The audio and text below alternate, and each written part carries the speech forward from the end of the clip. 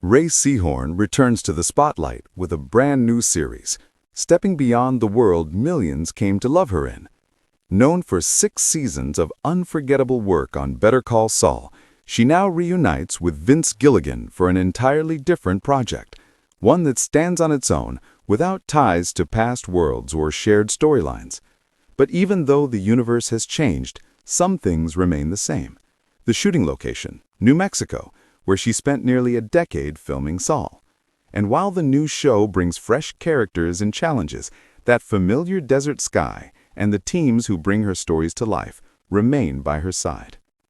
Rhea laughs when recalling how the production ended up in Albuquerque again. Vince fell in love with the region years ago while scouting for another project, and the moment the budget pushed them toward New Mexico, something clicked for him. The landscapes, the crews, the people, over the years, it became a creative home. Many of the same crew members from Breaking Bad and Saul continued on, and Rhea's time there added up. Off and on, she has spent nearly 10 years calling Albuquerque a second home. She jokes that maybe she deserves honorary citizenship at this point, and honestly, she might not be wrong. But Rhea's path to acting didn't begin on a film set. She grew up in a family that moved often, Japan, Arizona, Virginia, before eventually attending school in Washington, D.C. While living there, she fell in love with acting the traditional way, not just through school performances, but by volunteering as an usher in professional theaters. She traded hours of seating audiences for the chance to learn, night after night, from seasoned performers.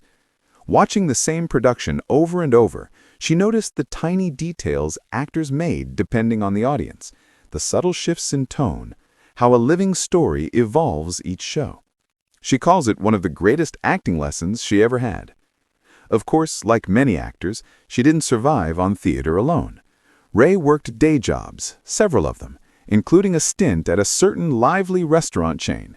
She remembers serving tables, watching celebrations, and taking home free meals, sometimes too many.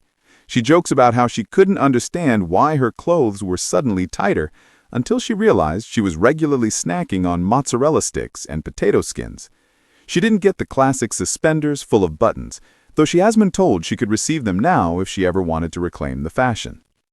She also laughs about discovering that many of the crew members had worked at the same chain. It became an unexpected bond, a shared history of restaurant shifts, loud birthday songs, and late-night cleanups. Later, Rhea worked in a record store during the early 1990s, long before streaming or instant music searches existed. At the time, customers often didn't know the name of the artist they wanted, or even the song title. Instead, they would hum, sing, or try to describe lyrics. She remembers a grandmother passionately humming a tune, hoping someone could identify it in time to buy it as a holiday gift. She also recalls a particularly entertaining attempt involving a customer who described a band by saying, "It's like a clam at a party."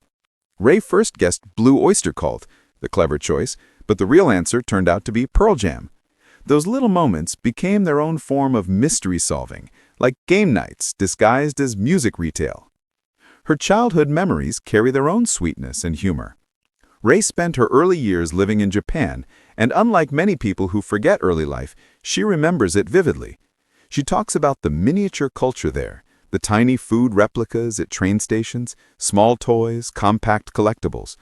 Even today, her and her sister find joy in miniature objects. They'll see a tiny chair in a store and immediately celebrate it. Something about that early exposure shaped their tastes, their humor, and the way they connect memories to the things they love.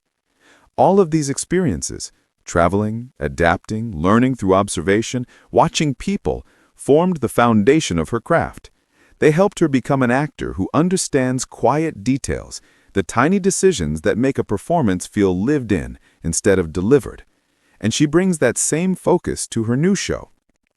The new project may have no connection to her past characters, but what she learned over the years, on stage, in restaurants, in record stores, and across continents, shows up in the work. The story around her continues to grow. The new series gives her space to explore a fresh world, new character relationships, deeper emotional stakes, and a creative environment that feels both challenging and familiar. Fans get to see a performer not repeating past roles, but evolving, proving that the same artist who could command subtle tension in Better Call Saul can also create something entirely different and still captivating. For viewers discovering the show for the first time, the charm lies in watching an actress who respects the craft as a lifelong education. She never stopped studying.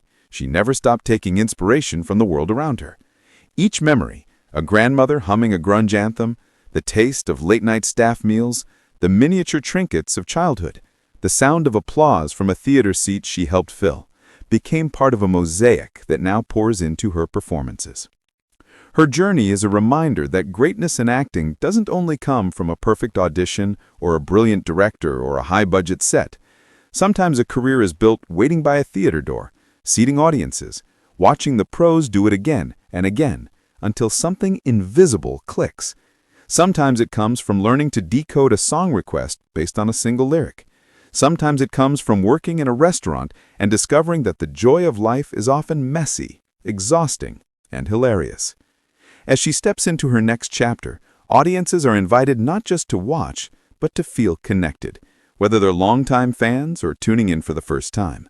The series offers heart, humor, character, and sharp storytelling, powered by the same creative team who once brought unforgettable worlds to life. Now, with something entirely new, Rhea Seehorn continues the work she loves, bringing audiences laughter, emotion, and the sense that every small moment in life helps shape the next big performance. Be sure to check out the new journey, support the show, and share your thoughts with others. Great stories deserve to be talked about, celebrated, and enjoyed together.